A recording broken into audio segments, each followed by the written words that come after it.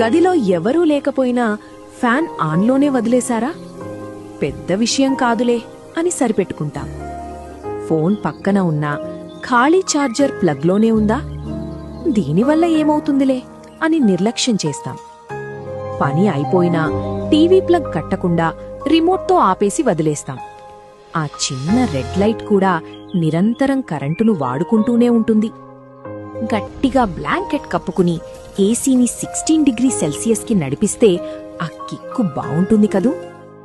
బయట వెలుతురు బావున్నా కిటికీలు తెరవకుండా లైట్లు వేసుకుని కూర్చుంటాం. నా ఒక్కడి వల్ల ఏమవుతుందిలే అని దాటి వెళ్ళిపోతాం.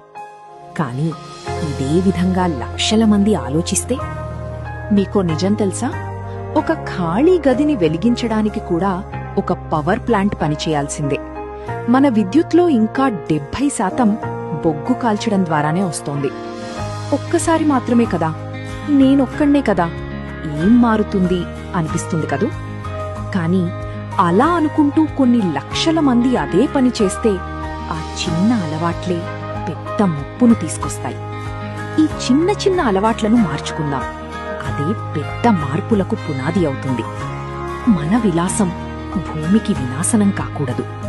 ఇప్పటి మన బాధ్యతాయుతమైన ప్రవర్తనే భవిష్యత్ తరాలకు మనమిచ్చే కానుక. దీనికి మన వంతు కృషి మనం చేద్దాం.